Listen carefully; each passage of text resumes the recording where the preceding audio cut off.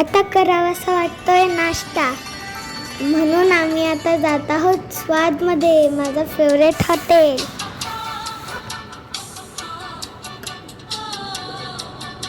अरेच्या तरी स्वादमध्ये तर जागाच नाही. आता जाऊया प्रदीप हॉटेलमध्ये. फॉलो मी.